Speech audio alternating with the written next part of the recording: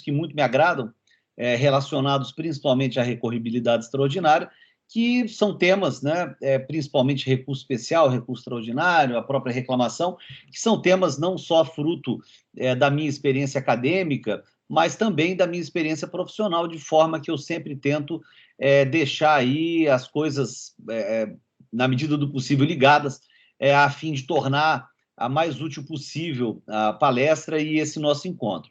Queria dizer desde logo, Marcelo, que independentemente das perguntas ao final e do seminário ao final, aliás, seminários cada vez sempre muito bem elaborados as questões, muito provocativas, com assuntos sempre muito interessantes, mas independentemente do seminário, fiquem todos absolutamente à vontade para me interromper a qualquer tempo, enfim, fazer perguntas, questionamentos, colocações, até para tornar o menos cansativa possível essa nossa palestra, que eu prometo não vai ser longa demais. Vou tentar pontuar, eu sempre tento tratar de assuntos que foram abordados por vocês e que também foram objeto das perguntas aí sempre muito bem colocadas.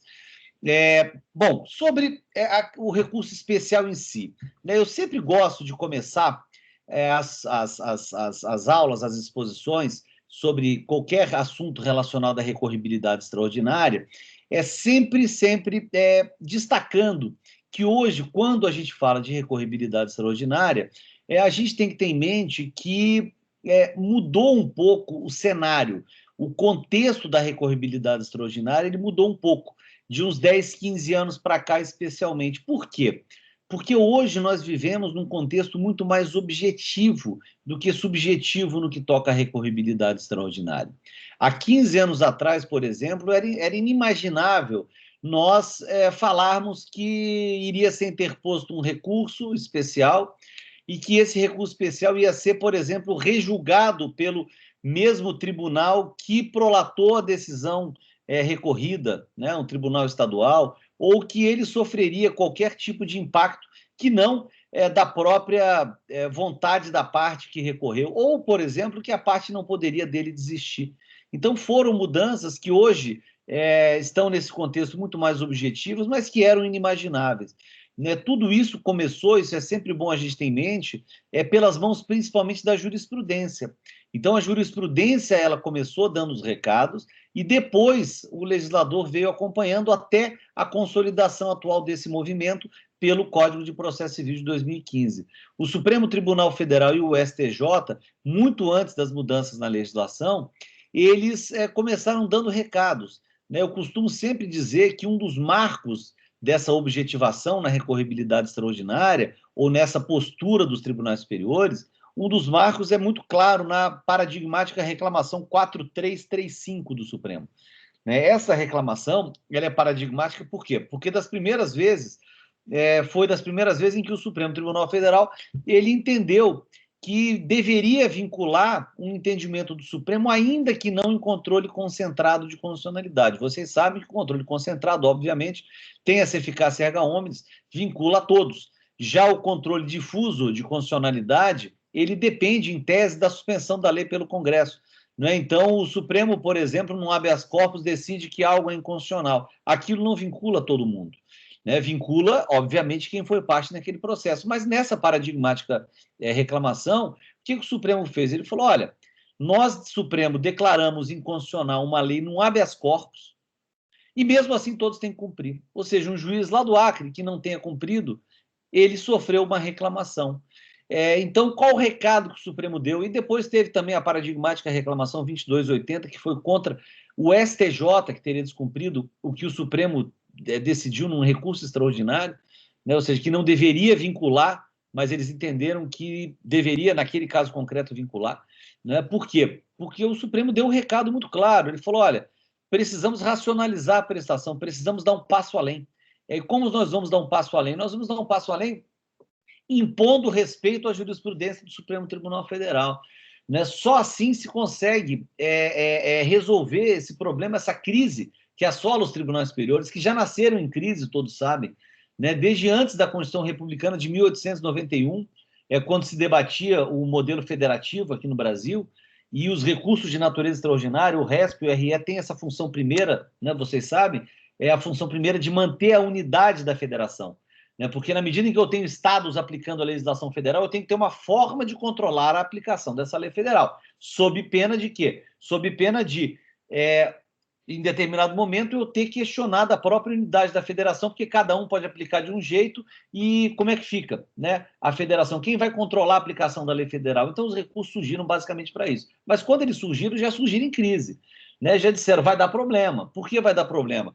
Porque copiamos, quando trouxemos a recorribilidade extraordinária para o Brasil, o modelo norte-americano. Nós traduzimos, né, a disciplina do writ of error do direito norte-americano. Tiveram esse problema lá, quando eles adotaram a forma federativa, e nós resolvemos, então, traduzir pelo decreto 848 de 1890. E já naquela época disseram, vai dar problema. Por quê? Porque a federação nos Estados Unidos é uma federação mais, digamos assim, não vou dizer legítima, mas talvez mais próximo do modelo ideal, né? Aqui no Brasil, nós sabemos que as competências estaduais são mínimas, quase tudo é federal. O que isso significa? Que no dia a dia a gente aplica e viola lei federal e não lei estadual em todas as ações, né? Então, isso significa que tudo vai chegar aos tribunais superiores. Logo, os tribunais já nasceram em crise, os recursos de natureza extraordinária já nasceram em crise, e aí os tribunais resolveram, e a ideia da objetivação é um pouco essa, tentar impor, tirar um pouco daquele subjetivismo, daquele dispositivo. A parte recorre como quer, o tribunal julga, depois a parte recorre de novo como quer, o tribunal julga, a parte desiste se quer, o tribunal falou, olha, temos que ter em mente que em qualquer recurso de natureza extraordinária, nós temos dois tipos de interesses envolvidos. Nós temos o interesse privado, né, de quem recorre, e temos também um interesse, em certa medida, sempre público, que é o interesse do Estado de aplicar melhor a lei federal àquele caso. Né? Logo, esses dois interesses que estão sempre em jogo, hoje a gente observa claramente que se privilegiou mais o interesse público em detrimento do interesse privado.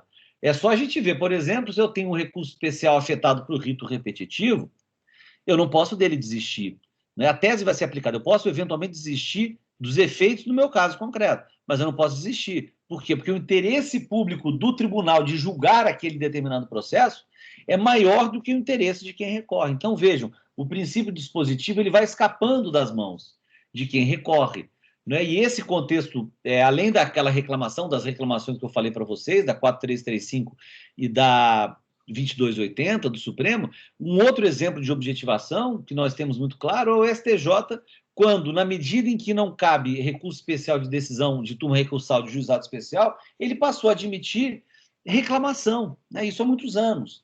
O STJ passou a admitir reclamação, depois mudou, né? E disse, olha, hoje não cabe mais a reclamação para o STJ, mas cabe a reclamação para o TJ fiscalizar o cumprimento das decisões do STJ. Veja, a medida é importante, mas eles não querem julgar pelo volume de recursos e reclamações, então delegaram para os TJs. Mas a medida continua cabendo. Que recado que o STJ deu quando ele passou a admitir, ao lado do RESP, reclamação contra as decisões de juizado? Ele falou o seguinte, olha, não pode haver o desrespeito sistemático de decisões do STJ. Logo, cabe reclamação se houver o desrespeito.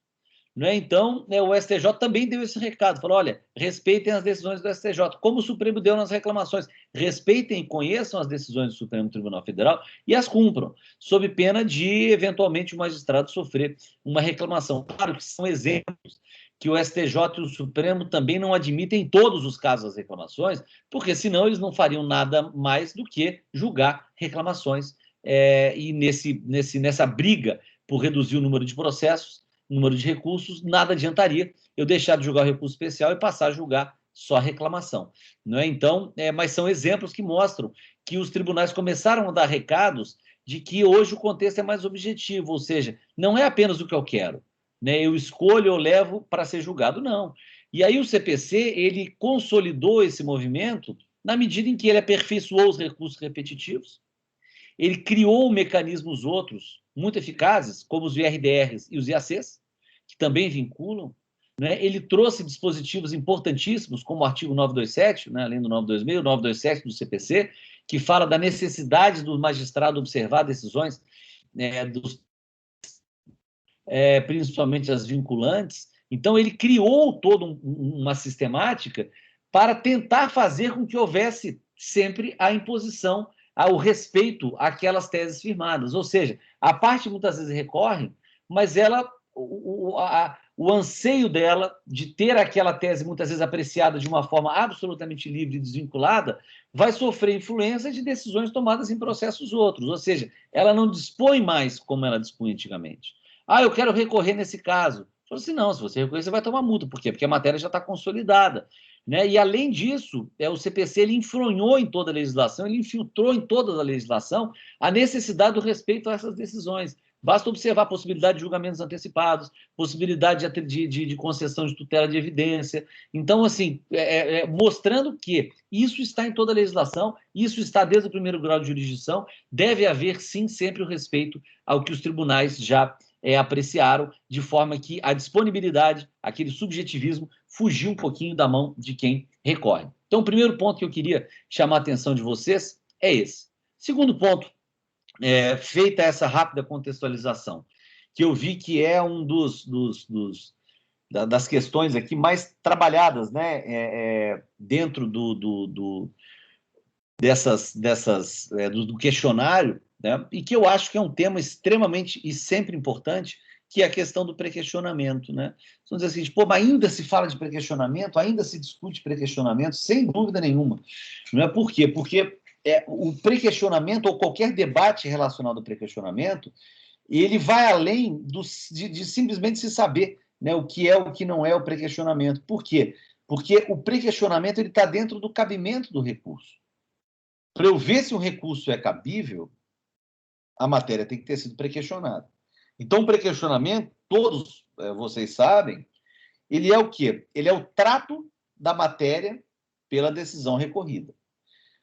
Para eu demonstrar que uma decisão A, recorrida, divergiu de uma decisão B, paradigma, então, estou recorrendo de uma decisão do TJ de São Paulo.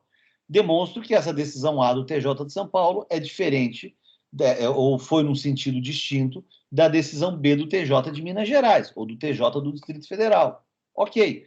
Para eu demonstrar que as teses são ali conflitantes ou distintas, a matéria tem que ter sido tratada, óbvio.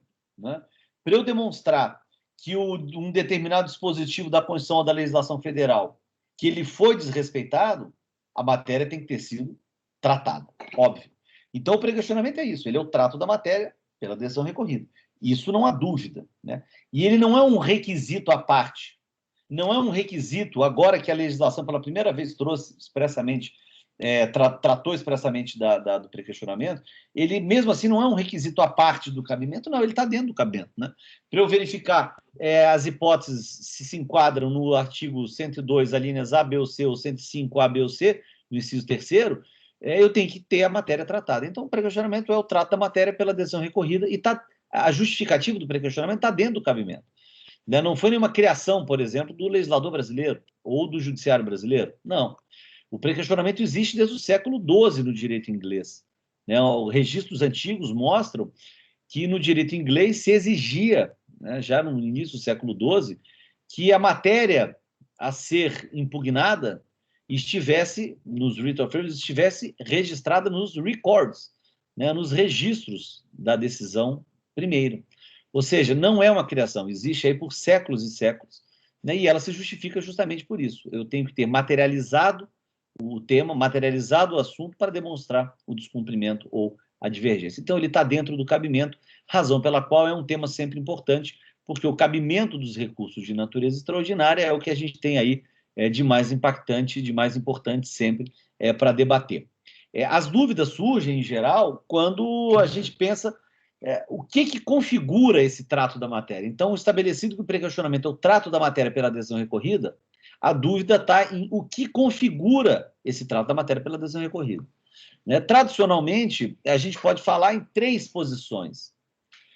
A primeira posição, que é uma posição mais clássica e antiga, já a gente pode dizer ultrapassada, é aquela que exige que o dispositivo que eu aponte como violado esteja tratado na decisão. Então, por exemplo, se eu vou entrar com um recurso especial por violação ao artigo 80 do CDC, aquele artigo teria que ter sido expressamente tratado na decisão.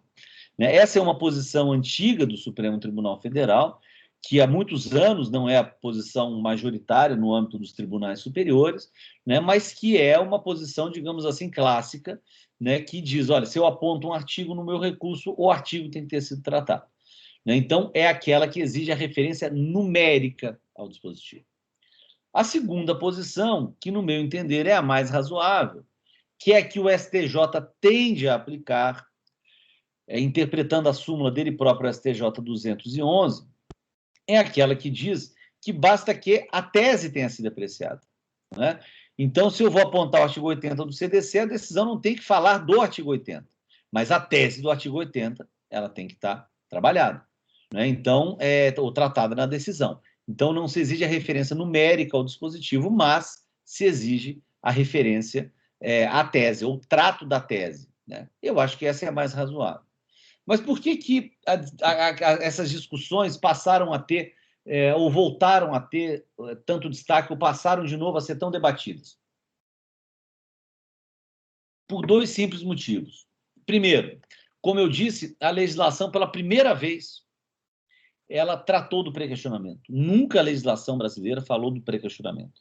Então, o CPC começou a tratar expressamente do pré-questionamento. Em segundo lugar, porque o CPC ele encampou a terceira posição sobre a configuração do pré-questionamento, e isso tem dado alguns debates. Né? Então, recapitulando, primeira posição é aquela que diz que eu tenho que ter a referência numérica ao dispositivo, superada. Segunda posição, basta que eu tenha o trato da tese pela decisão, ok, me parece a mais razoável. E a terceira posição é essa encampada em certa medida pelo CPC hoje, no artigo 1025, e que não é nova, né? É nova na legislação, mas não é tão nova, porque ela surgiu já na década de 90 no Supremo Tribunal Federal, quando o Supremo Tribunal Federal ele interpretou a súmula 356 dele próprio Supremo Tribunal Federal. Né? O que diz a súmula 356? A súmula 356 diz que a matéria sobre a qual não foram opostos embargos não está pré-questionada. Logo, a contrário senso, se foram opostos embargos, a matéria está pré-questionada. Então, vale primeiro um grande esclarecimento. Embargos de declaração não são um tipo de recurso feito para pré-questionar apenas. Eu não tenho embargos de declaração por omissão, contradição, obscuridade, erro e pré-questionamento. Não. Os embargos são um instrumento correto, em certa medida, para tratar da matéria. Por quê? Porque eles servem para provocar o tribunal para o tribunal sanar vícios. Num mundo ideal da prestação jurisdicional, eu não precisaria ter embargo de declaração, né? Porque o que teria sido pedido teria sido apreciado da forma como foi pedido, da forma como foi feita a defesa e tal. Mas a gente sabe que existem falhas, existem escorregões, e os embargos servem justamente para isso, para mostrar, olha, apesar de ter sido trazida tal matéria na apelação, não foi ela apreciada. Logo, o tribunal resolve essa omissão, né?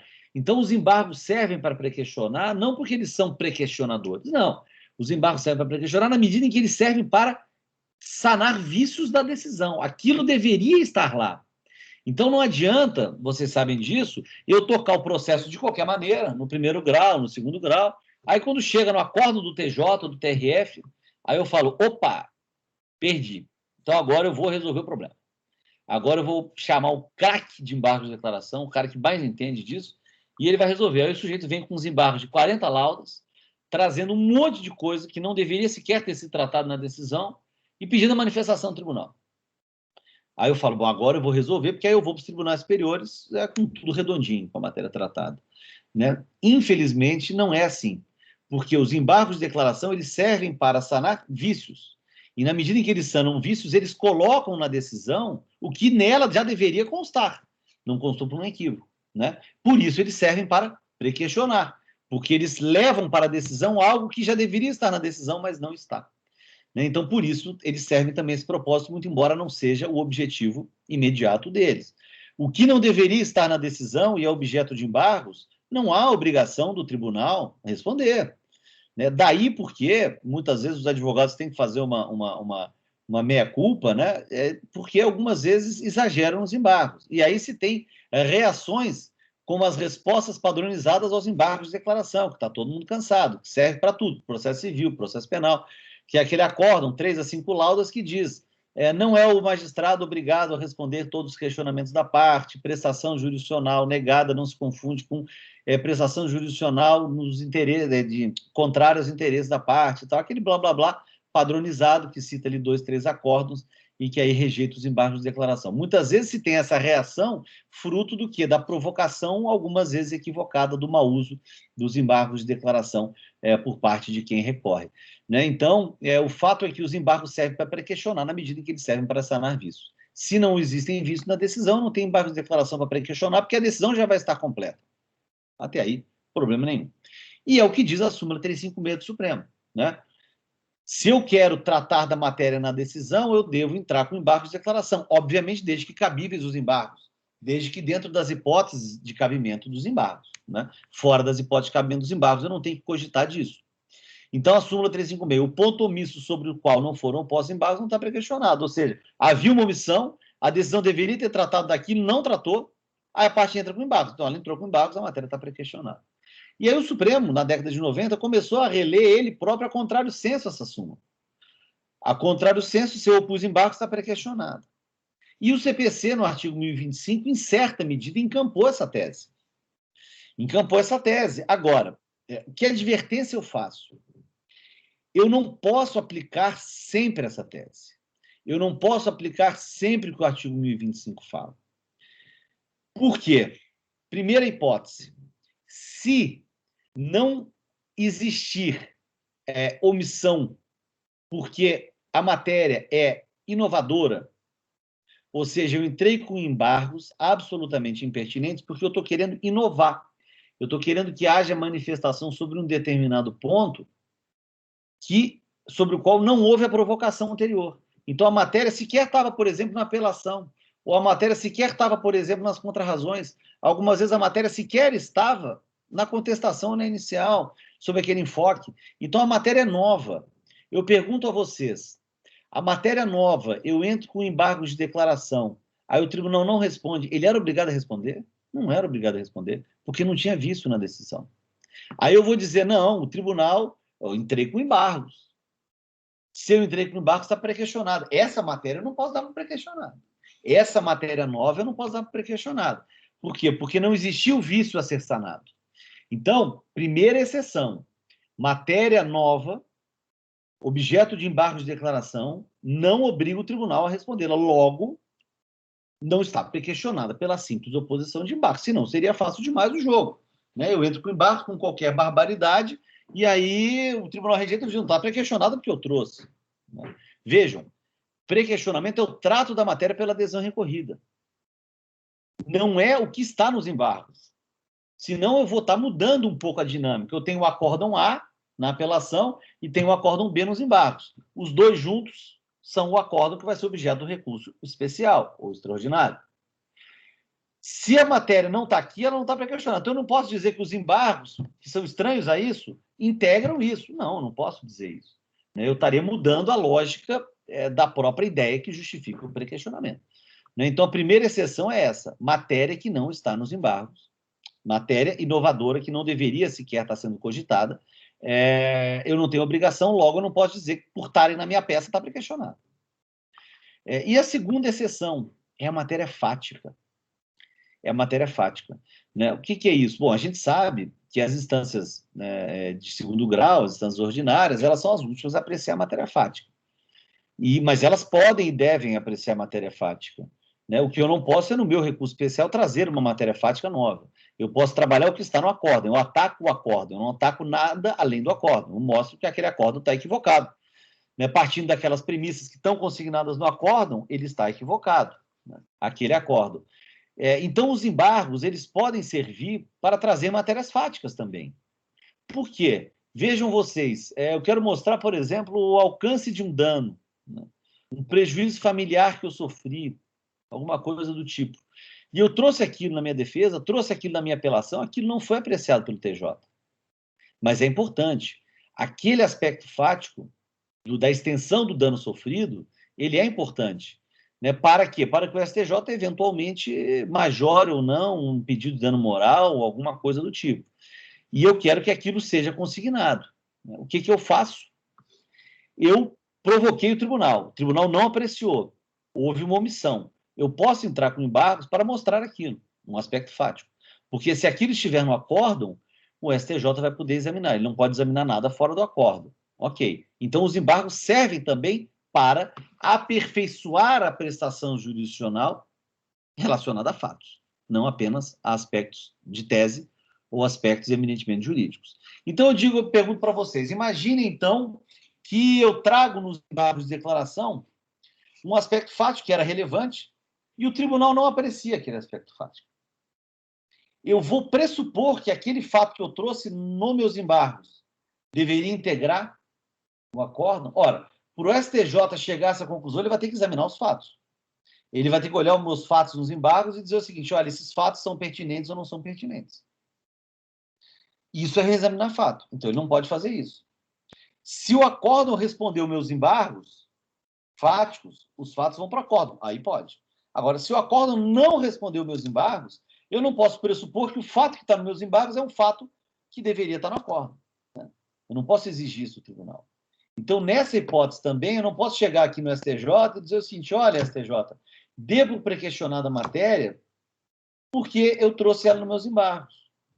Porque eu estou querendo que o tribunal, nessa hipótese, abra a análise dele para questões não apenas jurídicas ou de tese, mas também para questões fáticas.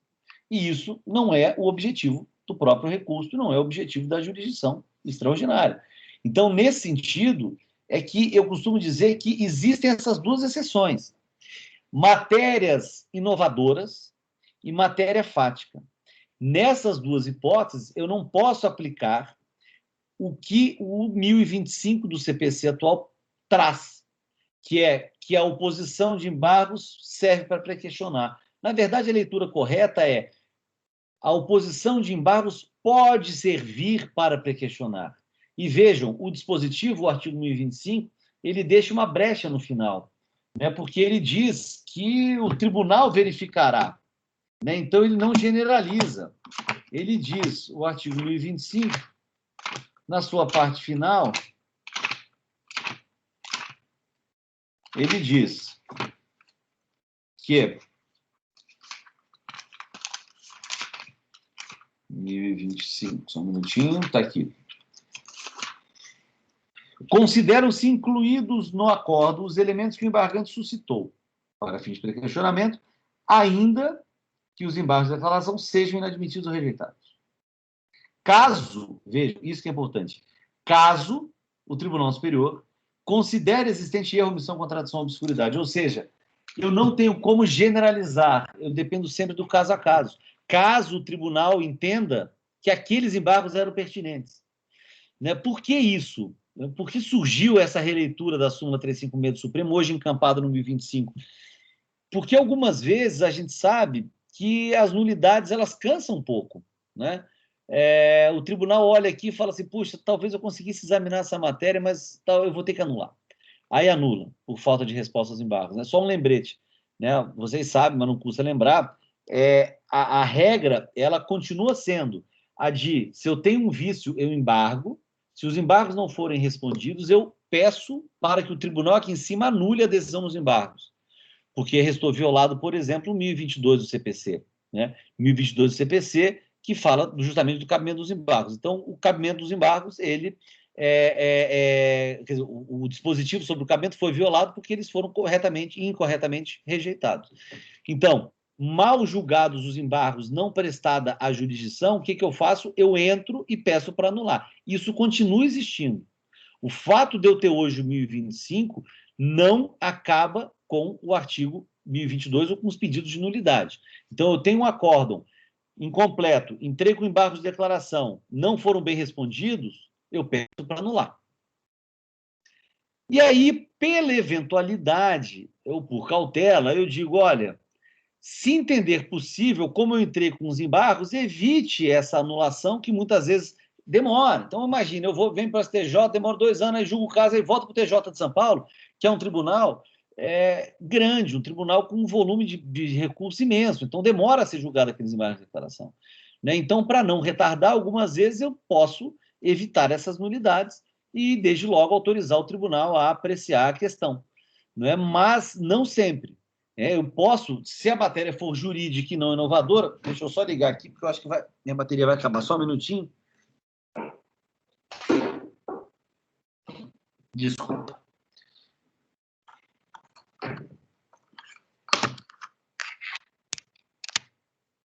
Pronto.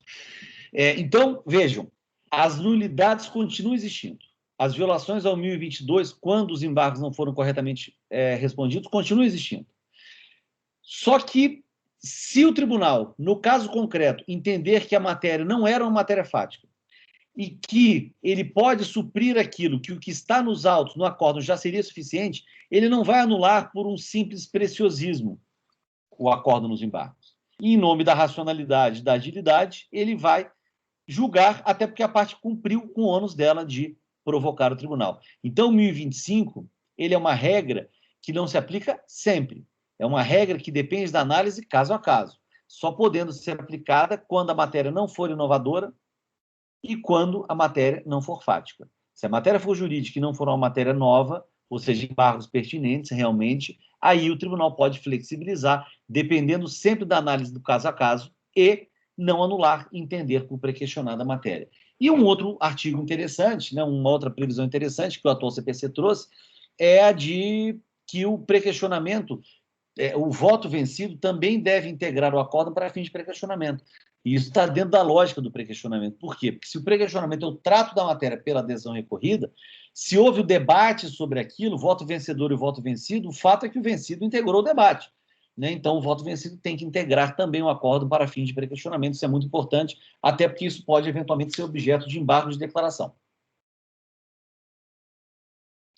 Bom, Supremo e STJ, como estão nisso? Né? Principalmente o STJ no recurso especial. O STJ, ao contrário do Supremo, que é mais flexível na aplicação desse artigo 1025, ele continua, por regra, aplicando a súmula 211 dele, dizendo que a tese sendo apreciada, isso basta para questionar a matéria, e que ele não pode simplesmente dar sempre por pré-questionada a matéria pela simples oposição de embargo. Então, ele até aplica o 1025, mas não generaliza a aplicação e não acaba com as violações ao artigo 1022, ou seja, nulidades continuam existindo, nulidades podem continuar sendo pedidas. E uma outra curiosidade é que o STJ também tende a não aceitar recursos fundamentados apenas nos pedidos de nulidade, justamente por conta do 1025. Então, eu tenho que usar os dois de forma casada. Eu peço para anular a decisão que mal respondeu meus embargos e digo que, se entender possível, que ele aplique o 1025. Mas ele sempre exige esses dois pedidos, o que faz um certo sentido. Né? E também não apenas recursos fundados em violação ao 1022, porque o STJ fala, olha, em sendo possível, eu posso adentrar eventualmente já o julgamento do mérito em si. Né? Então, não apenas o 1022. E usando o 1025, que eu use sempre ligado ao próprio 1022. Então, primeiro ponto que eu queria destacar com vocês é esse. Segundo ponto, na verdade, esse é o segundo. Terceiro ponto, né, porque primeiro eu fiz a contextualização, e aí logo depois eu já vou para o nosso último ponto, é do artigo 1034. Né? Eu acho que esse artigo hoje, apesar de não prestarem tanta atenção nele, mas existe um certo perigo aí no ar, relacionado à própria técnica da recorribilidade via recurso especial. Né? O que é bom, o que é importante a gente ter em mente? Né? O artigo 1034, podem dar uma lidinha, mas se quiserem, eu refiro aqui rapidamente. O que diz o artigo 1034? Ele diz que admitido o RE ou o RESP, o STF ou o STJ julgará o processo aplicando o direito. Parágrafo único. Admitido o RE ou o RESP por um fundamento, devolve-se ao Tribunal Superior o conhecimento dos demais fundamentos para a solução do capítulo impugnado. Então, tenho em mente, em primeiro lugar, que o artigo 1034 fala que, uma vez admitido o recurso, o Tribunal Superior ele seria relativamente livre e poderia aplicar o direito. O que a gente tem que ter em mente? O recurso especial, assim como o recurso extraordinário, ele é um recurso vinculado, né? Um recurso vinculado ao cabimento. Então, ele nunca vai ser tão aberto quanto uma apelação, pelo próprio propósito dele. Então, ele tem que estar enquadrado em alguma linha do inciso 3 do artigo 102 da Constituição Federal, assim como o STF do 105.3 da Constituição Federal. E o conhecimento do recurso, veja, a gente tem, antes da análise do mérito, sempre o exercício do juízo de admissibilidade, que é duplo, né? Como em todo recurso por regra, exceto embargos e agravo, mas por regra é duplo. Então, feito em 2 momentos. No caso do resto, quando eu protocolo o resto, o vice-presidente admite ou não admite. E depois, no Tribunal Superior, é refeito o juízo de admissibilidade, conhecendo ou não conhecendo o recurso. Então, 2 momentos absolutamente distintos e não vinculados um ao outro. Mas, e da onde surgem as complicações relacionadas a essa problemática do 1034? Vejam, isso sempre foi assim. Tá? Sempre. Então, eu tenho admissibilidade é diferente de mérito do recurso. Conhecimento é diferente de provimento. Ok.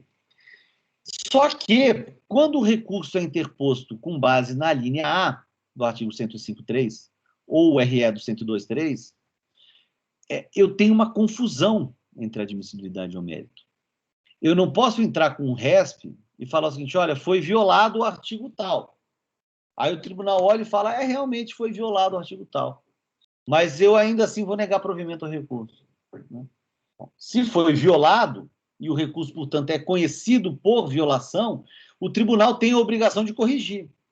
Então, tradicionalmente, o conhecimento com base no inciso A, na linha A do inciso 3 do artigo 105 da Constituição, ele importa no provimento. Eu tenho e sempre tive isso. Eu sempre tive a confusão entre admissibilidade e mérito. Sempre. A admissibilidade e mérito no recurso interposto por contrariedade à lei ou violação à lei sempre se confundiram. Né? Porque se eu conheço, esse recurso aqui realmente tem que ser admitido ou tem que ser conhecido. Eu conheço, eu tenho que corrigir. Eu conheço e dou provimento ao recurso. Eu não posso dizer, violou, mas eu vou manter. Não, se violou, está errado.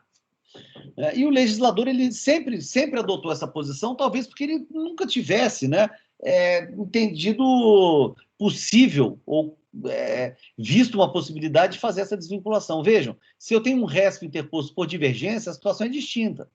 Basta que eu diga o acordo do TJ Minas divergiu do acordo do TJ São Paulo. Aí o tribunal olha e fala, realmente, um é diferente do outro, né, partindo das mesmas premissas fáticas. Então, isso é suficiente para que eu conheça do recurso. Só que depois, no mérito, ele pode dar ou não provimento. Ele pode dizer que está certo do TJ de Minas ou de São Paulo. Então, o conhecimento não importa no provimento. Agora, já no que toca à violação de lei, o conhecimento importa no provimento do recurso. Né? Então, eu tenho uma confusão entre admissibilidade e mérito. Por que esse blá blá blá, por que esse blá blá blá é tão importante? Porque há muitos anos atrás, o Supremo, no RE 298694, um paradigmático também muito interessante, RE 298694, o Supremo Tribunal Federal ele abriu uma exceção a isso. Ele encampou uma tese defendida há muito tempo pelo professor Zé Carlos Barbosa Moreira, que diz que admissibilidade é admissibilidade, mérito é mérito, que eu não posso ter essa confusão entre admissibilidade e mérito. Então, o professor Zé Carlos Barbosa Moreira ele propõe o quê? Ele propõe a releitura do dispositivo. Ele diz, olha, onde se lê cabe o recurso especial quando for violada a lei federal ou contrariado um dispositivo de lei, no caso Supremo, leia-se, quando eu alegar como contrariado. Então ele diz, olha, eu tenho que construir que é possível uma violação hipotética. Então, se a parte entra com o recurso dela, protocola, e ela alega como violado um dispositivo, o simples fato dela alegar como violado já é suficiente para que o recurso seja conhecido. Isso é admissibilidade. E depois, no mérito, o tribunal é livre. E aí foi o que o Supremo, nesse RE 298694, que eu estou referindo aqui com vocês, fez. Ele olhou, era uma questão importante, não estava bem pré-questionado, mas ele queria examinar a questão. Aí ele falou o seguinte, olha, como a parte alegou como violado, isso já é suficiente para eu conhecer do recurso. E aí, depois do mérito, eu sou livre e aplico a Constituição como um todo. Não estou vinculado ao que a parte trouxe. Veja, Eu costumo falar que isso foi a abertura da causa de pedido do recurso. Ou seja, o tribunal examinou fora do que estava colocado no recurso, porque ele disse que no mérito ele é livre. Então, vejam, foi uma abertura que o Supremo fez, mas não faz em todos os casos, obviamente, porque senão ele vai ter que examinar todos os recursos sempre sobre todos os aspectos de toda a Constituição sempre. Da mesma forma que o STJ não pode dizer que vai ficar aplicando a legislação federal sempre, ainda que não trazida pela parte, né? Então, apesar dessa exceção, que diz, que relê o dispositivo e diz, quando a parte alegar como contrariado, isso já é suficiente, depois há uma liberdade no mérito, né? Isso não aconteceu sempre, não acontece sempre, isso aconteceu eventualmente. Mas por que isso volta à tona agora? Porque o dispositivo 1034, que eu li aqui para vocês, ele diz que uma vez admitido o recurso especial, o tribunal aplica lá o direito. Ou seja, dá margem para se entender que o que esse dispositivo faz é defender essa posição desse RE 298-694 que eu falei para vocês. Ou seja, o tribunal ele não está vinculado ao que a parte traz no recurso. Uma vez conhecido o recurso, ele aplica, inclusive, o que está fora do recurso. Ele pode e deve aplicar a legislação como um todo. Isso é extremamente perigoso, né? Por quê? Porque, primeiro, eu não vou ter nunca um tratamento isonômico, porque o tribunal, ou os tribunais superiores, eles nunca vão apreciar todos os recursos dessa forma, aplicando a legislação ainda que não trazida nas razões do recurso. Em segundo lugar, no meu entender, a legislação é clara, né? A regra é clara. Ela diz o quê? Cabe o recurso quando houver a violação. Se há confusão entre a admissibilidade e o mérito, problema, né? O fato de ter a confusão com base nessa linha, que tem uma valoração distinta, porque ela pressupõe o equívoco, não significa que eu não tenho mais admissibilidade, não significa que eu não tenho mais mérito. Eu continuo tendo as duas coisas, mas nessa hipótese elas se confundem. Uma pressupõe a outra. Se está equivocado, ele é cabível e vai ser corrigido. Ponto. Eu não posso, eu acho, entender que um recurso de fundamentação vinculada e fechada, como recurso especial, seja aberto. E aí, não, ele conheceu com base num outro dispositivo porque a parte trouxe, então agora é livre na aplicação do direito como um todo, né? E a margem que uma leitura apressada do 1034 dá é essa, é que há uma liberdade do tribunal. E aí, se eu assim entender, eu posso dizer que sequer o óbice da súmula 7 matéria de fato seria aplicável, né? Porque, uma vez conhecido porque a parte alegou, ele é livre para a aplicação do direito, não se atendo, né, aos limites naturais do recurso, o que não é verdade. Então, tenham isso em mente. E o próprio parágrafo único, vejam que curioso, quando ele fala em admitido, ele fala em requisito de admissibilidade, se relaciona a isso. Só que esse artigo, ele foi escrito antes das alterações da Lei 13.256. A Lei 13.256, vocês sabem, ela restabeleceu, antes da entrada em vigor do CPC, o juízo duplo de admissibilidade. Porque a ideia da redação original do CPC era acabar com o juízo duplo de admissibilidade e ter um juízo único. Então, eu entrava com o resto e ele já subia direto. Só que aí os ministros falaram, opa, não vai dar certo, restabeleceram pela Lei 13.256. E esse artigo foi feito antes da Lei 13.256. Ou seja, quando eu não tinha dupla admissibilidade. Então, quando eu falava em admitido, eu não estava dizendo admitido em primeiro grau. Eu estava falando ultrapassados os requisitos de admissibilidade. Então, é mais polêmica ainda. E o parágrafo único ele é extremamente perigoso, né? É bom falar bem baixinho, eu falo quando eu vou falar dele. Por quê? Porque no Tribunal Superior do Trabalho vingou o que eu vou dizer agora, que eu acho particularmente um perigo. Vejam como é que funciona. A gente sabe que eu entro com o resto no TJ de São Paulo, se o vice-presidente admite o resto, sobe tudo. Então, eu tenho lá dano moral, dano material e honorários. Eu entro com recurso, é admitido num ponto, sobe tudo. O tribunal aqui vai reexaminar tudo, né? Quer dizer, vai conhecer ou não em cada ponto, mas o recurso sobe todo. E isso tem uma razão histórica, que é a razão física. Os autos antigamente eram físicos, né? Até pouco tempo atrás. Alguns ainda são, mas todos eram físicos. Então, quando o tribunal entrava no malote, lá no caminhão ou no avião para vir para Brasília, se ele tivesse sido admitido num ponto, ele teria que vir. Então, já vinha o processo inteiro. Aí o tribunal reexaminava tudo. Só que hoje é eletrônico, né? Eu não tenho mais essa necessidade de transportar fisicamente os autos. E aí, o que diz aquele dispositivo? Que se eu tenho 3 capítulos distintos, então eu tenho lá preliminar, mérito e honorários advocatícios no meu recurso, na decisão. E aí eu recorro dos 3 pontos. E aí a decisão de admissibilidade do TJ, ela nega na preliminar, nega no mérito e admite com relação aos honorários. O que diz ali? que se devolve para o Tribunal Superior apenas o que está dentro do capítulo. Então, o mérito não seria devolvido. O que isso significa? Eu tenho que agravar. Teria que agravar. Por isso que eu falo, vamos falar baixinho, porque se começam a entender dessa forma, vai ser uma loucura. Porque o tribunal vai olhar aqui, opa, tinham 6 pontos aqui, foi admitido numa parte e não agravou dos outros 5 pontos. Então, eu não vou apreciar. Vocês vão dizer, Osmar, isso é uma maluquice. Seria uma maluquice se um outro tribunal não tivesse gostado disso. No caso do Tribunal Superior do Trabalho, eles entenderam que, se não houver admissão em um ponto, tem que ser interposto agravo, até por força desse parágrafo. Mas eu falo, vamos falar baixinho, porque é perigoso. Porque hoje, admitido num ponto, sobe tudo. O que diz o artigo? Só sobe o que está dentro do capítulo. Então, se eu tenho preliminar e mérito, não sobe mérito. Se eu tenho preliminar e honorários, não tenho, só sobe os honorários e vice-versa. Então, é bom ter isso em mente, porque o 1034 é um artigo que ficou, infelizmente, solto ali, em razão dessa mudança da 13.256, podendo trazer essa confusão primeira que eu disse a vocês, do mérito, admitido, estaria livre na apreciação do mérito, e também trazendo essa problemática da discussão sobre ser necessário agravo se não houver a admissibilidade com relação a outros pontos do RESP. Bom, gente, e um último ponto que eu queria chamar a atenção, anotei que para não esquecer de falar da questão da súmula 7, mas sem querer eu acabei falando dela, vocês sabem que a tendência a inadmissibilidades com base na súmula 7 é uma realidade. Recentemente, essa semana agora, saiu na capa não sei se é do Valor Econômico, uma matéria dizendo que 92% dos agravos em RESP não são reexaminados pela STJ, e a maioria deles pela súmula 7.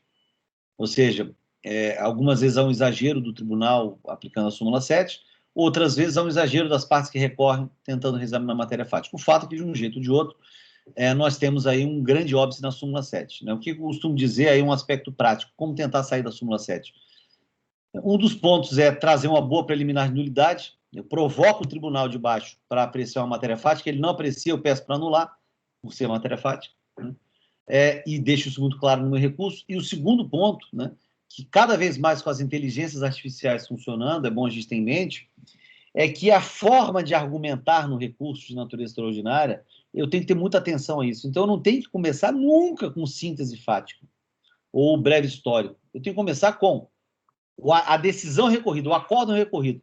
O acórdão recorrido disse isso. Ele violou os dispositivos tais e tais por causa disso, disso, disso. Aí eu vou lá e falo as bobeiras que eu quero falar, mas eu não posso deixar de deixar claro, já no início da peça, que eu estou atacando aquele acórdão. Transcrevo até. Não quero reexame de fato, por quê? Porque das razões do acórdão recorrido eu consigo concluir. Transcreva as razões do acórdão recorrido. Demonstro que aquilo está no acórdão. Então, isso é muito importante. Eu tenho que demonstrar que o que eu estou tratando está no acórdão. Se não está no acórdão, não está no mundo do STJ do Supremo com regra. Então, isso é muito importante. Eu deixar claro que o que eu estou trabalhando está no acórdão. Se o acórdão é sintético ou omisso, eu mostro que eu entrei com embaixo da declaração. E aí peço, eventualmente, a nulidade. Ou peço a aplicação do 1025. Mas eu não posso deixar de argumentar sempre. Os programas funcionam, os assessores funcionam dessa forma. Qualquer um que vai ler um RESP, quando eu passo o olho quando vai ler lá, o cara fala, traz a sentença disse não sei o que, papapá, e fala, na instrução processual, a testemunha destacou, aí transcreve depoimento da testemunha. Fala, não, isso não. Transcrever depoimento da testemunha não, a não ser que o acórdão traga o depoimento da testemunha. Porque eu começar transcrevendo o depoimento da testemunha ou trecho da ata de audiência, que não está no acórdão, é pedir para a súmula 7, assim, redonda, bonita, ser aplicada como óbice, mas o último ponto que eu queria chamar a atenção de vocês, e aí eu sempre me lembro, de muitos anos, a professora Tereza sempre brinca, que a palestra, toda aula, toda palestra deveria começar com isso, o último ponto, finalmente, portanto, porque é a melhor hora sempre, a hora que todo mundo presta atenção, a hora que é sempre mais agradável, porque está se encaminhando para o fim. Mas o fato é que o último ponto que eu queria chamar a atenção de vocês é sobre a questão da fungibilidade. Vocês sabem que o CPC ele autorizou a fungibilidade entre o RESP e o RE. Então, o RESP e o RE, eu posso ter um recebido pelo outro. Então, se eu entro com o RE e a matéria, o Supremo diz, é violação indireta. Na verdade, vocês estão querendo violação infraconstitucional, competência do STJ. Ele pode mandar para o STJ. O STJ recebeu como RESP. E vice-versa. Eu entro com o RESP e aí se o STJ fala, não, a matéria aqui era constitucional, então manda para ele eventualmente botar uma preliminar de repercussão e mandar para o Supremo Tribunal Federal. A intenção do legislador foi a melhor possível. Foi justamente evitar esse problema das violações indiretas, que você sabe que, principalmente no Supremo Tribunal Federal, é uma realidade. O tribunal olha e fala, não, aqui é indireto, porque antes eu tenho que examinar a lei federal. Então, não há violação, nunca há violação direta à Constituição, quase. Então, para evitar essas pegadinhas, o legislador ele falou, opa, isso não. Se você achar que é indireta, então a violação é para o STJ, você manda para lá. Ok. Só que eu pergunto a vocês, isso está funcionando? Infelizmente, não está. Por quê? Porque, em maioria dos casos, eu tenho hipótese de dupla interposição. Todo mundo tem medo de deixar um fundamento atacado. E a gente sabe que a decisão, fundamento infraconstitucional vai para o STJ, fundamento constitucional vai para o Supremo. Na dúvida, todo mundo entra com os dois quase, né? E aí, o que acontece na prática? O processo vai para o STJ. O STJ reforma a decisão, o Supremo entende que está... Se o STJ não conhece e mantém a decisão, o Supremo também, no mais das vezes, diz o seguinte, o que adianta o entendimento se o STJ manteve a parte dele? Então também está prejudicado. Ou seja, por regra, o Supremo quase não examina nos casos de dupla recorribilidade. Mas o Supremo entendeu que, nos casos de dupla interposição, eu não tenho que aplicar a fungibilidade. Por quê? Porque eu já tenho um recurso próprio para o STJ. Né? Então, tem ficado um pouco esvaziado, porque é difícil o Supremo chegar e dizer, recebo esse RE como RESP. Porque ele diz, não, no caso da recorribilidade, eu já tenho o RESP lá. Né? Então, não tem sido tão aplicado, mas a intenção do legislador é das melhores. E agora, por fim mesmo, eu chamo a atenção de vocês para os chamados honorários recursais, que, na verdade, não são novos honorários. Né? Se eu tenho como premissa que já houve aplicação da condenação em honorário em primeiro grau de jurisdição, ou segundo grau de jurisdição, os honorários recursais nada mais são do que uma majoração dos honorários, né? Então, que servem para remunerar o trabalho que o advogado da parte teve para levar o processo para o tribunal. Mas o que tem acontecido? Os tribunais superiores, eles têm usado ou visto essa regra como uma tentativa, que pode ser usada como uma tentativa de coibir recursos. Né? Então, ele tem aplicado do que de remunerar. Né? Basta notar que muitas decisões já ameaçam, olha, neguei provimento, se tiver interposição, além da multa, vai ter honorários. Né? Então, os honorários que deveriam servir para esse fim, tanto que se exige que tenha apresentado pelo menos contra-razões para mostrar que o advogado trabalhou e tal, né?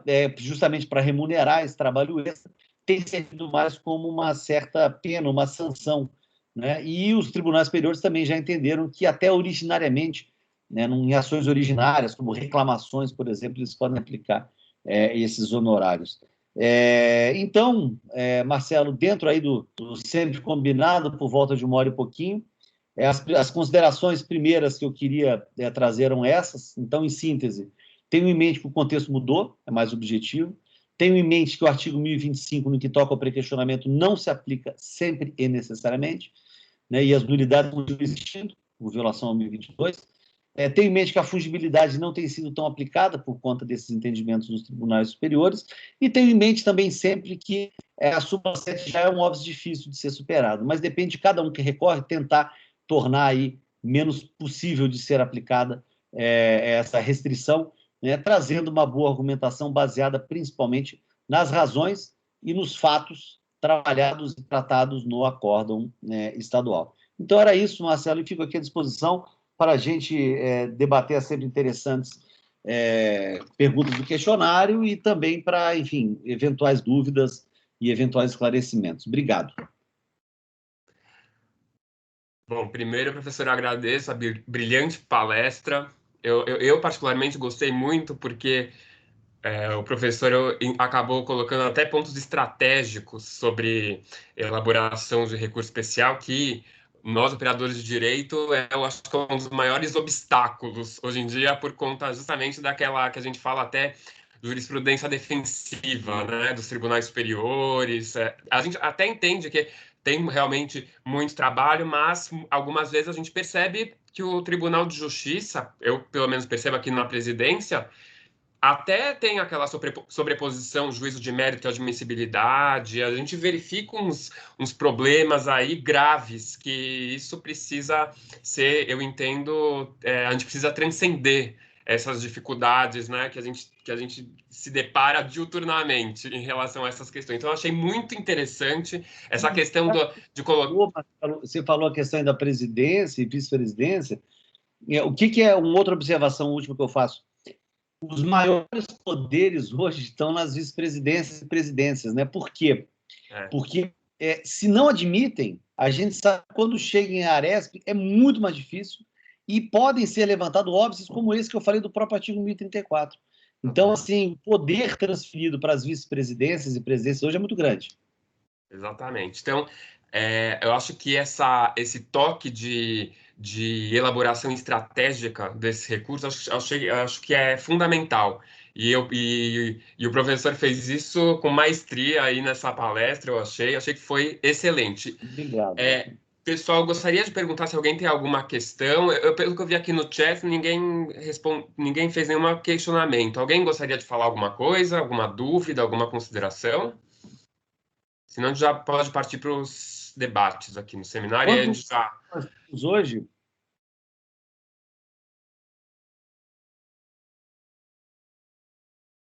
Ninguém tem nenhuma questão aqui? Acho que a Luísa abriu a câmera ali. Então, vamos partindo aqui para o seminário. Vamos lá. Chama aqui os relatores das duas turmas, a turma A e a turma B. Por favor, quem é o relator da turma A? Eu. Luísa Brandão, a turma A. Turma B, quem é o relator? Oi, Ludmila, boa tarde, tudo bem? Então, pessoal... a Ludmila está no mudo. Oi, Então, boa pessoal, tarde, desculpa. Boa tarde, imagina. Vamos então iniciando aqui as discussões, os seminários. Eu vou ler as questões e aí a gente... Professor, o que o professor prefere? A gente lê pela letra por letra? Eu acho que é melhor, né? Porque tem muito detalhe, muitas perguntas com detalhes aqui. Eu acho que podia... assim, se vocês não se importarem, a gente lê, obviamente, uma única vez, né?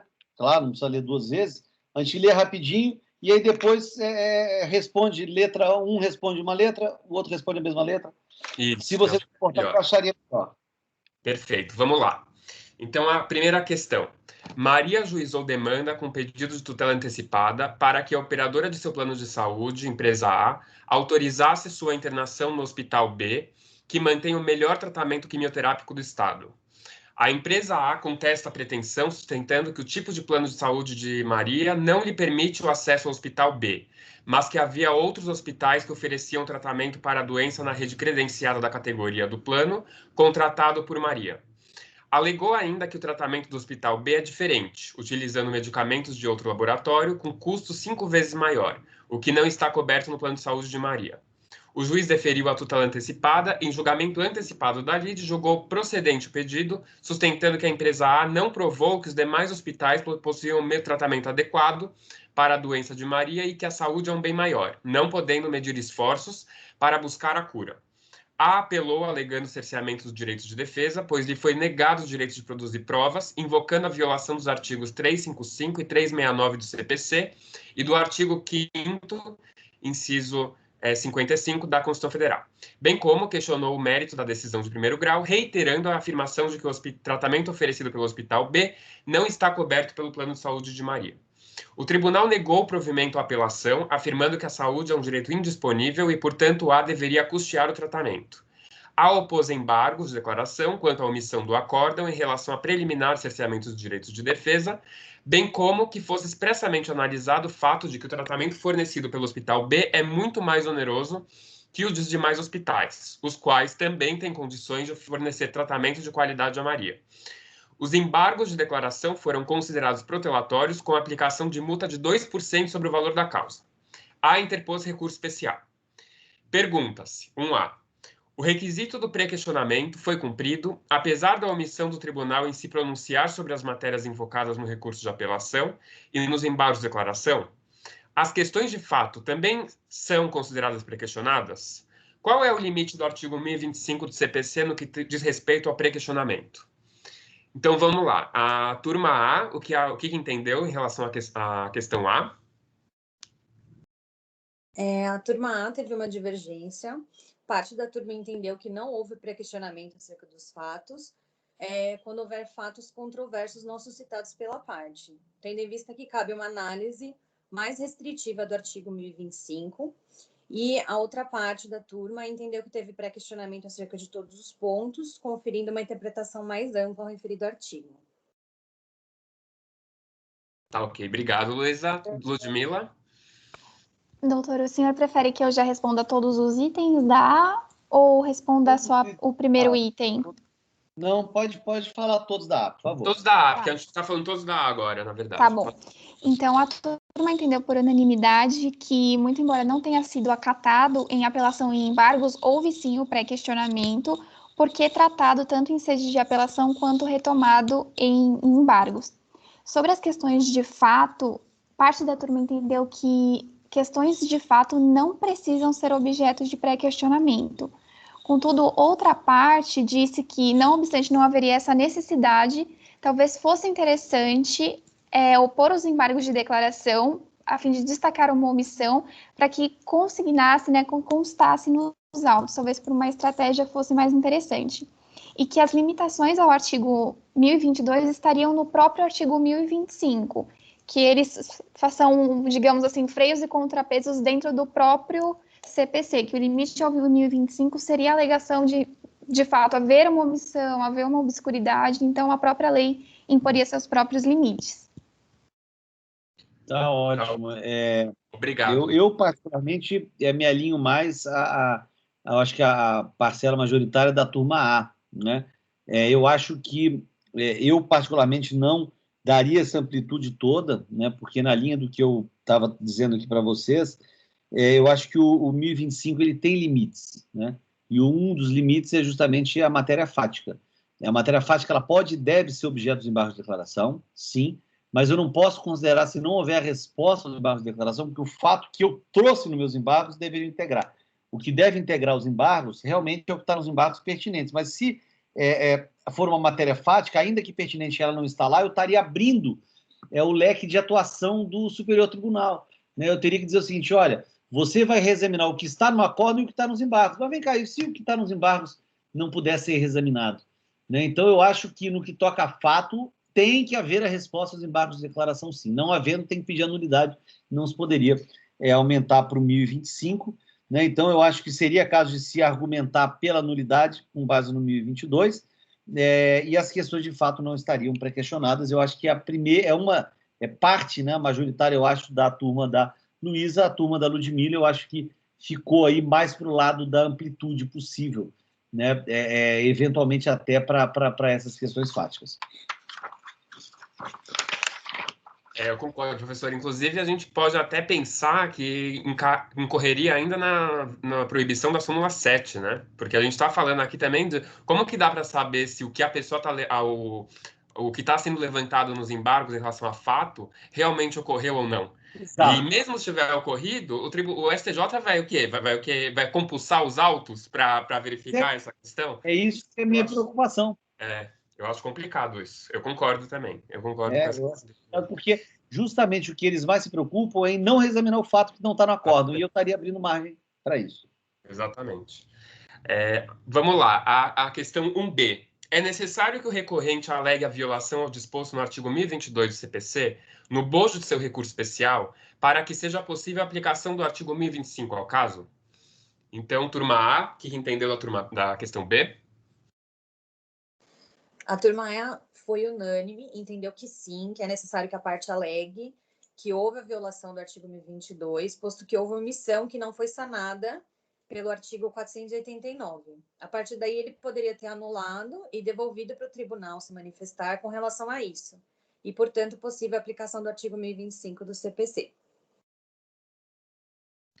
Tá ok, obrigado, Luísa. Turma B. B foi o oposto, eu acho.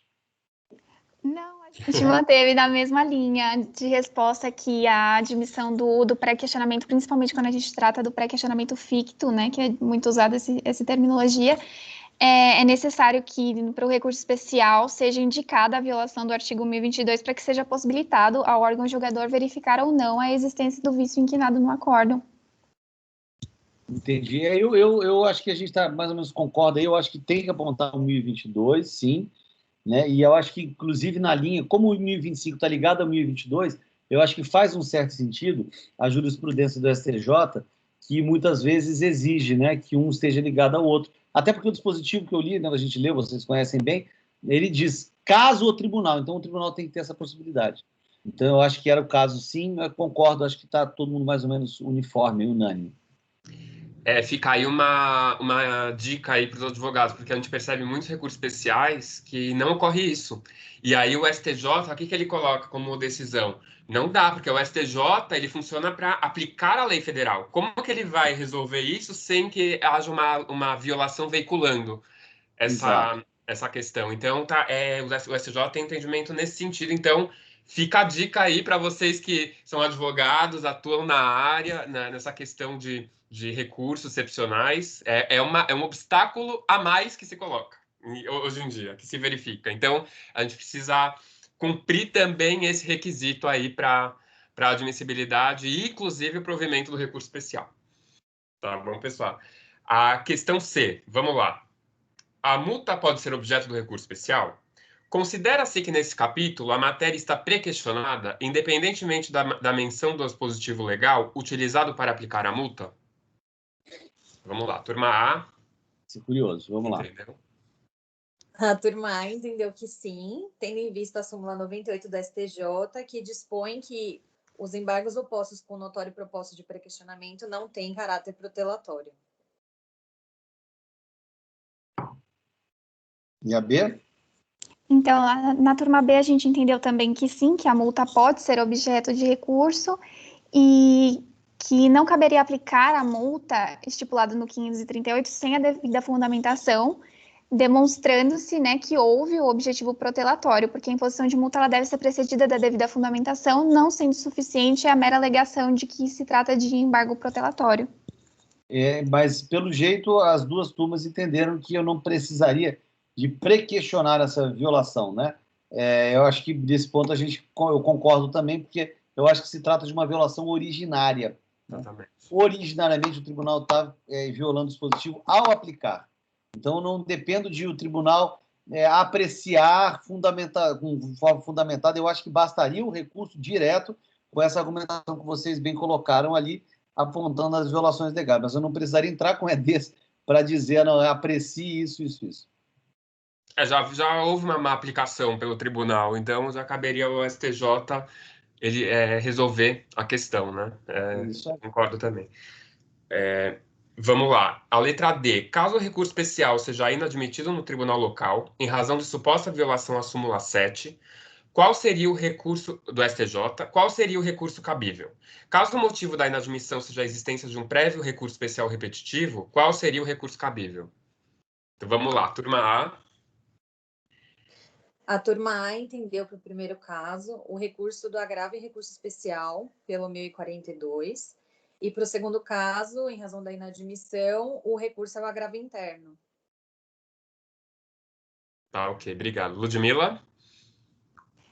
Oi, doutora. Aqui a gente colocou que caberia o ARESP, né, também do 1042, salvo se fundado em aplicação de entendimento formado em regime de repercussão geral, quando caberia de plano o agravo interno.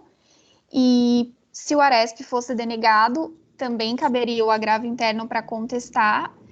E depois a nossa discussão foi se, num primeiro momento, se tratasse de precedente vinculante e coubesse o agravo interno, caso ele fosse denegado, improvido, o que poderia caber? Aí a gente até suscitou se caberia uma reclamação ou talvez até um novo recurso.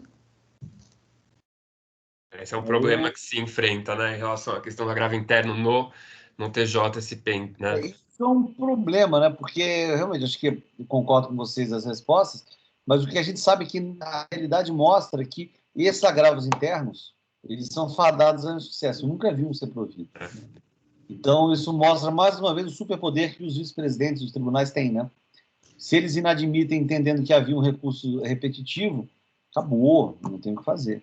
Né? Professora, aconteceu com a gente um caso assim, aí que a gente falou lá no escritório, né? Eu trabalho com a professora Cláudia, que é a coordenadora, a gente falou assim, vamos falar com a presidência, porque, na verdade, a gente tem que ir lá fazer um trabalho corpo a corpo, não só petição. Aí o que aconteceu? Se retrataram. A gente apresentou o agravo interno, se retrataram achando, não, vou analisar melhor a questão, e aí admitiram um recurso especial. Eu acho que nessas situações vale a pena fazer esse trabalho, porque só fazer o distinguish no agravo interno, muitas vezes, às vezes não resolve. Exatamente. É um problema. Então, isso que você falou mostra bem isso. Quer dizer, ou vai na retratação depois de um trabalho dedicado, como vocês fizeram, ou não vai adiantar. Né? Exatamente. Ainda vou tomar multa, enfim, o processo acaba ali. Né? E algumas vezes eu tenho realmente uma aplicação equivocada. Né? E o grande perigo, muitas vezes, são as decisões um pouco genéricas em repetitivos, que aí serve para tudo. Sei lá, no caso Supremo, matéria processual não tem repercussão geral. Aí serve para tudo, se quiser indeferir, né? O processamento. É muito perigoso isso. Concordo. Bom, vamos lá, pessoal. Então, agora a segunda questão. Aí acho que a gente vai debater bem até a questão do mérito, né, do recurso especial. Vamos lá. Ronaldo promoveu ação indenizatória em face de Hospital Mais Saúde Limitada, alegando que sofreu erro médico por parte do nosocômio, uma vez que lá foi realizado um procedimento médico que causou danos severos à sua saúde, tendo apresentado documentos indicando as sequelas.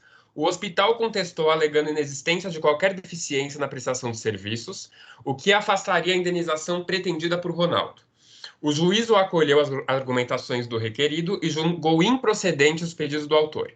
Não se conformando com a sentença, houve recurso de apelação, inclusive foi pleiteada a nulidade da decisão, que indeferiu a prova pericial, e o Tribunal de Justiça negou o provimento, entendendo que a prova pericial pleiteada mostrava-se imprestável, considerando que os documentos juntados por ambas as partes já demonstram inexistência de erro médico, tendo sido abordado assim inexistência de nexo causal e, consequentemente, ausência do dever de indenizar. Opostos embargos de declaração, por meio dos quais Ronaldo alegou cerceamento de defesa, em virtude da inexistência de determinada prova pericial, foram eles rejeitados. Restou interposto recurso especial, alegando violação à norma relativa à necessidade de produzir a prova pericial, artigos 370, 371, 1022, inciso 2º e 489 do Código de Processo Civil, bem como a que diz respeito à própria indenização pleiteada por Ronaldo, artigos 186, 927 do Código Civil e artigos 12 e 14 do CDC. Além disso, houve juntada de dissídio jurisprudencial, indicando que, em caso similar, o Tribunal de Justiça de outro estado entendeu que a prova pericial mostrava-se imprescindível para atestar o erro médico. Em sede de juízo de admissibilidade, a presidência do tribunal inadmitiu o recurso especial, indicando que, para análise da matéria ventilada no recurso, necessidade de perícia, seria necessário o reexame de provas, o que colide com a súmula 7 do Colégio Superior do Tribunal de Justiça, bem como que inexiste violação às normas federais. Além disso, perfilhou o entendimento de que não foi demonstrada similitude entre acórdão recorrido e paradigma. Então, perguntas. 2.1. Foi cumprido o requisito do pré-questionamento em relação à norma que versa acerca da produção probatória e a que se refere à indenização pleiteada por Ronaldo? Então, vamos lá. Turma A, que entendeu? A turma A entendeu que sim, que foi pré-questionado em relação à norma, porque não há necessidade da transcrição literal do artigo para fins de pré-questionamento. E, em sentido contrário, né, o tribunal ele negou a produção da prova e entendeu não estar configurado o dever de indenizar. Obrigado, Luísa. Turma B. Então, a nossa turma foi mais ou menos no mesmo sentido, alegando que sim, pois também ventilado em sede de apelação, o Ronaldo arguiu a necessidade de produzir a prova pericial e, a despeito do tribunal ter rejeitado, dizendo que o substrato probatório documental já seria suficiente, né, para comprovar o nexo de causalidade e o não dever de indenizar, que estaria, sim, já ventilada a questão. Então, cumpriu o pré-questionamento.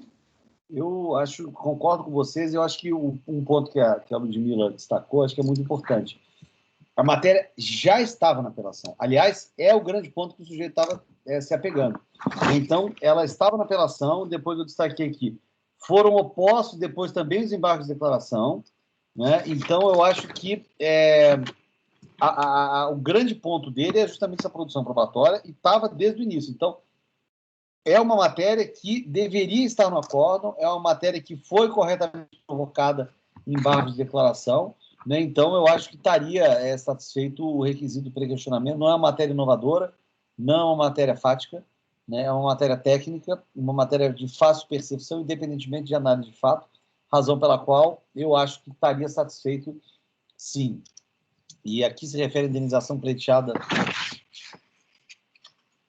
Também ele opôs embargos, né? Agora, com relação à indenização em si, né, eu teria dúvida se não teria que se não houve a resposta exata, também se pedir por cautela a nulidade por violação ao 1022, né? Mas com relação principalmente à questão da produção probatória, eu acho que está bem posicionado, sim. Eu também concordo. Acho que essa parte, inclusive, está como preliminar, né? A questão da nulidade, e aí essa seria justamente a violação à norma processual, né? Aí, Exato. isso daí que acaba, não é a questão fática, mas a questão relacionada à própria regra, né? A regra do processo, por isso que geraria nulidade, inclusive. Também concordo. Agora, 2.2, vamos lá. O dissídio jurisprudencial apresentado cumpre os requisitos legais para que ocorra a admissibilidade do recurso especial pela linha C? A presidência agiu acertadamente ao inadmitir o recurso por entender que não foi demonstrada similitude? Vamos lá, turma A.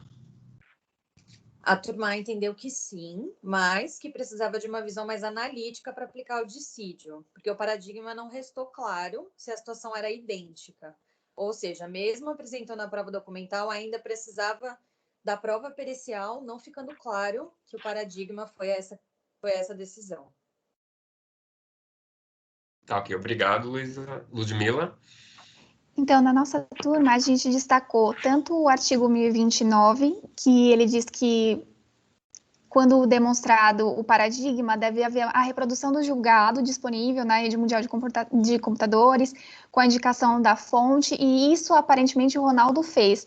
Contudo, o enunciado, a gente concluiu que ele é um pouco vago, no sentido de até que ponto foi feito o que a gente considerou o cotejo analítico. Então, diz que ele junta e que ele indica. Então, o juntar seria o 1029, né? Quando ele indica um acórdão de um outro tribunal, ele cumpre com a súmula 13, que a gente também destaca, que é necessário que seja de uma outra corte, mas que o enunciado não deixa claro se ele, de fato, faz um cotejo analítico ou se restringe a indicar. Então, se não houvesse essa demonstração por escrito, fazendo uma comparação efetiva entre ambos os casos, não estaria plenamente adimplido. Foi isso que a gente concluiu. Acho que foram boas observações, porque lembrou, né, que a gente tem que fazer o correto cotejo. O cotejo é uma coisa muito difícil de fazer, né, porque eu tenho que... Para que o cotejo? Não é uma formalidade, é porque é necessário que o tribunal tenha a possibilidade de ver de forma clara que se partiu das mesmas premissas, né, no acórdão recorrido e no acórdão paradigma. Então, o cotejo é para demonstrar isso, que partindo das mesmas premissas se chegaram a conclusões, se chegou à conclusão absolutamente em sentido distinto.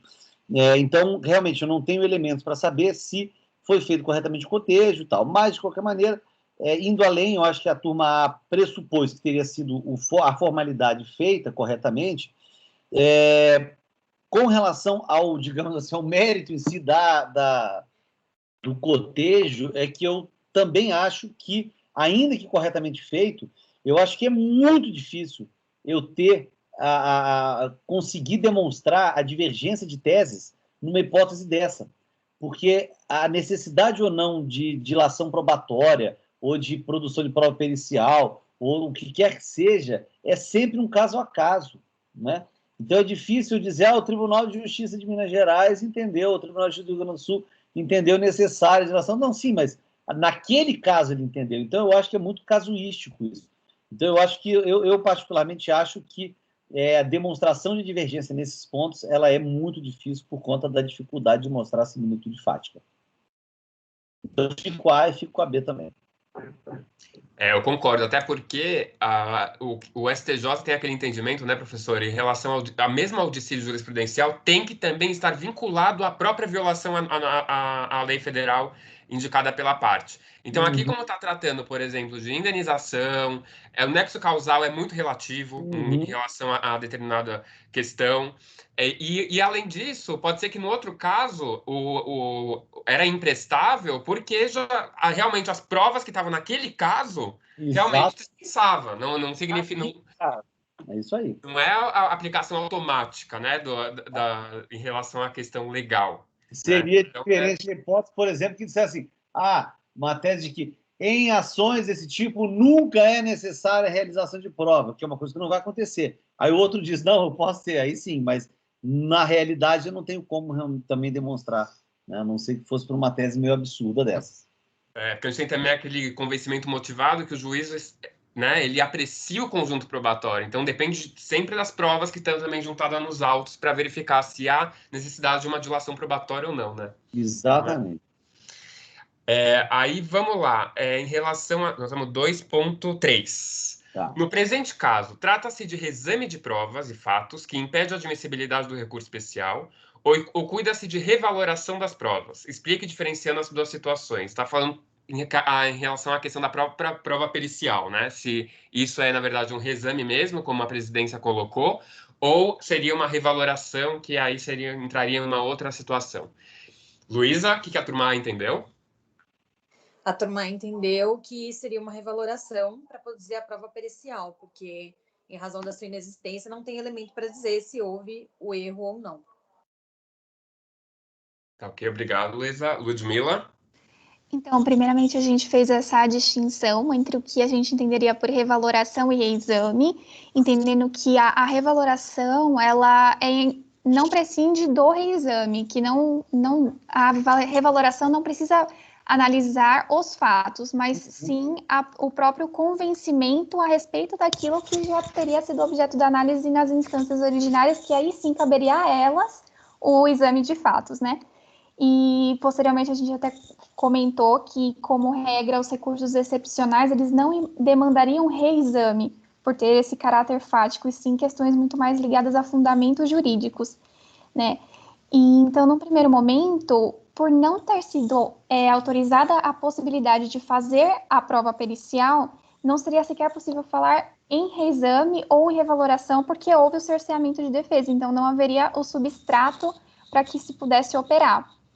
Mas os laudos periciais, que é a prova documental na qual o juiz se embasou para recusar realizar a prova pericial, aí sim poderia se falar numa revaloração, porque se deu um valor de uma sobremaneira à prova pericial, ao exame, desculpa. Foi isso. Eu acho que eu concordo. Eu acho que a revaloração, ela, quer dizer, a pretensão ao reexame, ela demanda que o magistrado que vai examinar a admissibilidade, ou o tribunal aqui depois, ele vá além do que está no acórdão. Então, ele tem que examinar. A pretensão de reexaminar o laudo, a pretensão de reexaminar, não é o caso, o depoimento, a pretensão de reexaminar o documento, ela, sim, é pretensão de reexame, né? A revaloração parte da premissa do que está na decisão e é pressuposto para a conclusão sobre a violação alegada, né? Então, acho que essa distinção vocês fizeram muito bem feita. Neste caso aqui, né, eu acho que no que toca, no mérito em si, eu acho muito difícil ele sair da súmula 7, né? Mas o que eu entendi que o acórdão trouxe com relação à questão probatória da prova em si, né, ele entendeu que a prova pericial mostrava-se imprescindível. Então, no fundo, quer dizer, isso é o que a justiça o pós-embargo do qual alegou o cerceamento de tudo a inexistência de determinação da prova. Foram rejeitados. Eu acho que, neste caso concreto, claro que eu posso ter a aplicação do óbice da súmula 7, ainda que não seja mérito da causa, né? Eu posso ter a aplicação da súmula 7 no mérito do recurso, ainda que não seja mérito da causa. Então, eu posso ter um mérito do recurso discutindo necessidade de produção de prova ou cerceamento de defesa e ter a súmula 7 aplicada ali, né? Então, neste caso concreto, eu acho que no mérito da causa em si seria difícil sair da súmula 7. Mas, pelo que eu aprendi daqui, eu acho que daria, no que toca à questão do cerceamento de defesa, prova pericial, para tentar sair da súmula 7, porque eu acho que no acórdão talvez já existam elementos suficientes para se chegar. Então, não seria o reexame, mas a revaloração. Com esse lembrete, eu posso ter um mérito do recurso ligado, não necessariamente ao mérito da causa, mas há uma questão como essa, e aí eu posso ter a súmula 7 aplicada não apenas ao mérito da causa, mas ao mérito do recurso. Eu concordo, professor, porque nesse caso, eu entendo que, por exemplo, o STJ poderia aplicar a tese jurídica, no sentido do que está sendo debatido, seria ou não necessária a prova, sem olhar provas que estão na petição inicial, por exemplo, seria, na verdade, a aplicação da própria tese. Agora, como o professor falou, teria que verificar também os fatos que estão descritos no acordo, porque muitas vezes precisaria, às vezes, revolver, né, questões que extrapolariam o próprio objeto aí do recurso especial, né? Aí, precisando. Tá bom, pessoal? Aí vamos para 2.4 aqui. Competir à presidência do Tribunal de Justiça analisar o recurso especial, consignar que inexistiu violação às normas federais invocadas por Ronaldo? Luísa? A turma entendeu que não, pois nesse caso houve usurpação de competência, sendo que ele só deve verificar os requisitos de admissibilidade do recurso. Ok, obrigado, Luísa. Ludmila? Então, no nosso, a gente também foi pela vertente do não, né? Mas se baseando muito no julgado que o Teori Zavascki, ele trata que a admissibilidade, ela, digamos, é uma primeira etapa do julgamento desses recursos excepcionais, que seria um julgamento tripartido, né? Seria um juízo de admissibilidade, depois um primeiro juízo de mérito cassacional, depois um revisional. E alegar essa questão do vício e a afronta à lei federal ou constitucional, no caso, já estaria num juízo de mérito cassacional. Então, não caberia ao presidente, que deveria se restringir aos requisitos de admissibilidade, não obstante seja um recurso de fundamentação vinculado, o que acaba, muitas vezes, por colidir a questão do próprio mérito com a admissibilidade. Então, a gente fez essa ressalva de que é uma linha extremamente tênue, mas ainda também concordando com a turma A.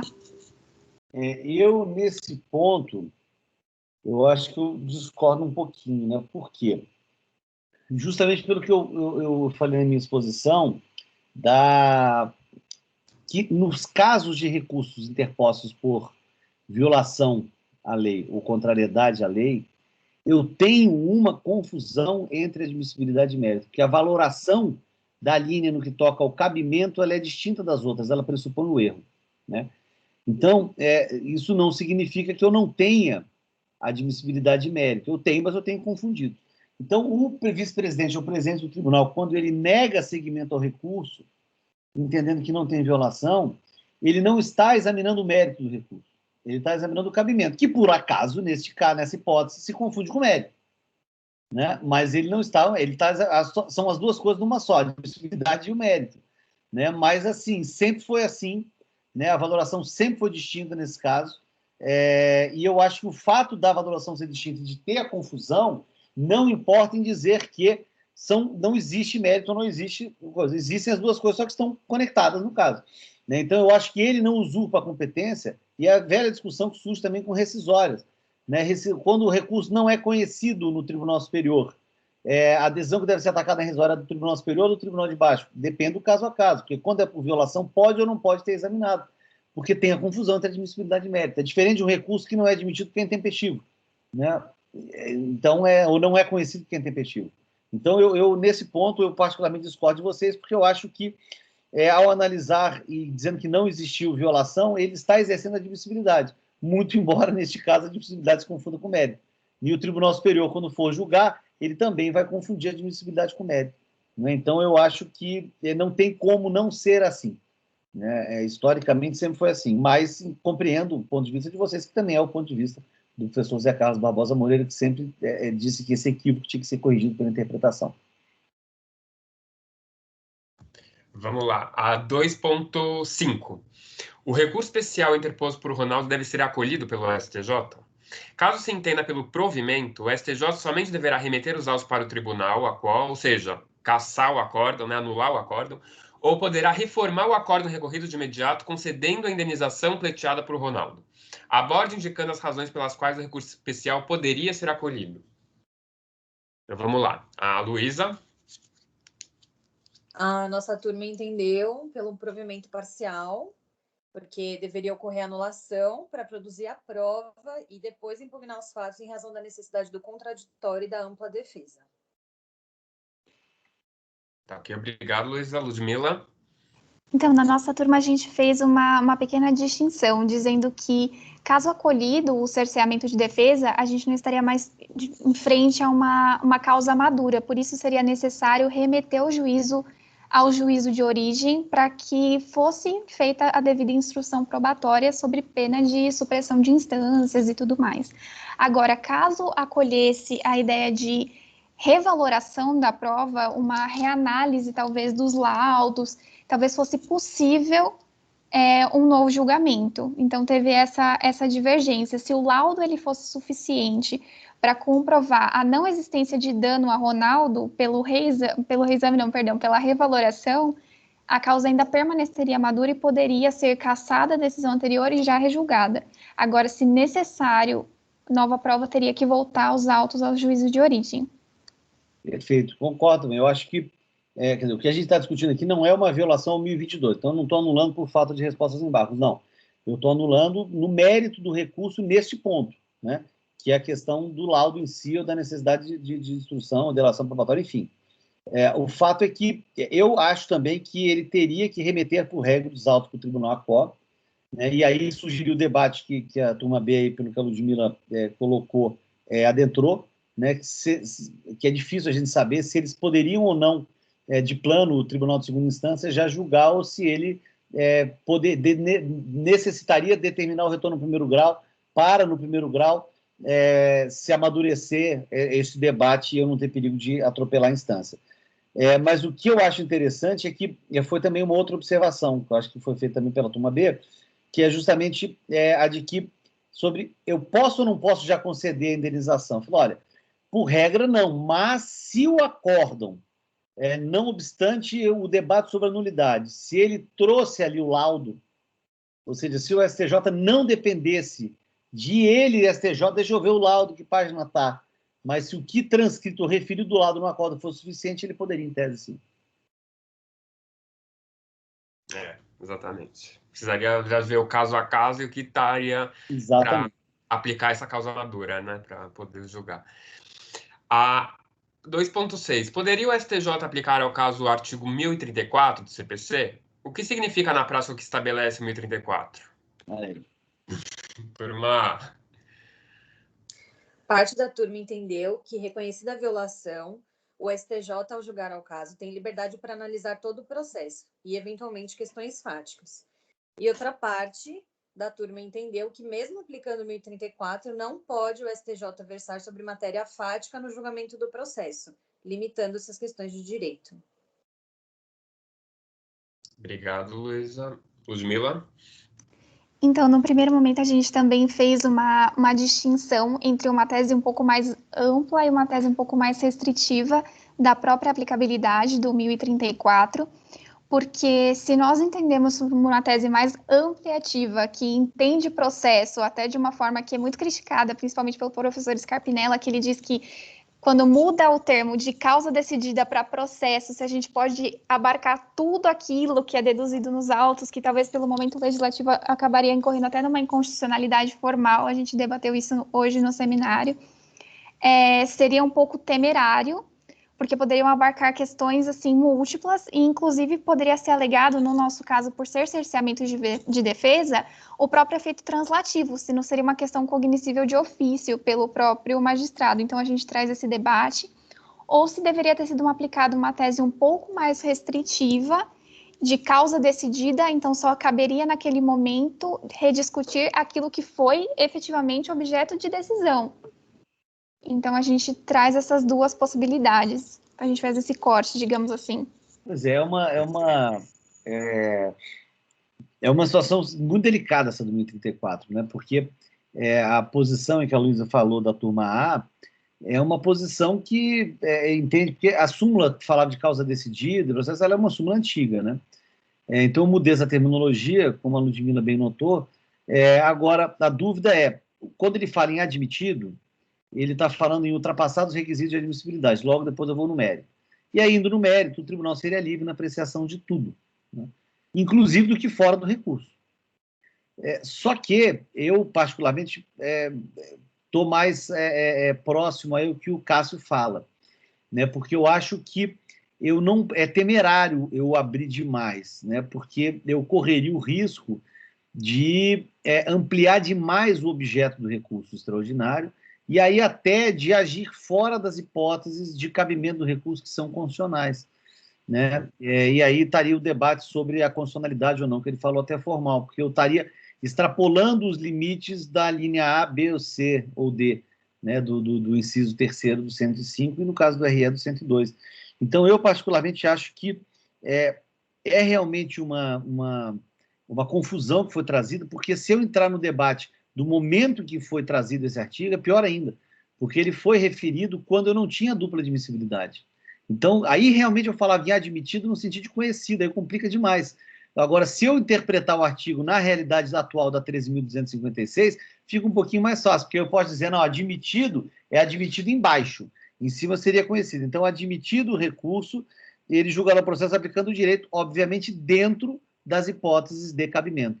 Então, eu, particularmente, não dou a amplitude que a turma A deu e fico mais aí com essas ressalvas que a turma B colocou, principalmente aí o ponto de vista do professor Cássio, com o qual eu concordo. Mas é delicado, eu acho que é um ponto, né? Eu acho que, anotem, é interessante, dei uma lida nesse RE 298694, que é esse paradigma antigo do Supremo, que entra justamente nesse debate. Exatamente. Eu acho que até se considerar isso, iria extrapolar até a função do STJ, né? Porque a função do STJ é aplicar a norma federal, né? Não, iria se tornar o quê? Um tribunal de apelação, se fosse, né, falar de tudo. Acho que não caberia. Seria até uma incompatibilidade com os dispositos na própria Constituição Federal, né? Como causa decidida e eu vou pegar questões que estão fora. Não teria como. Eu fiz alguns magistrados aqui até já dizendo que, olha, como na turma falou, olha, a amplitude que pretendeu dar esse dispositivo dá margem até para o exame de fatos. Exatamente.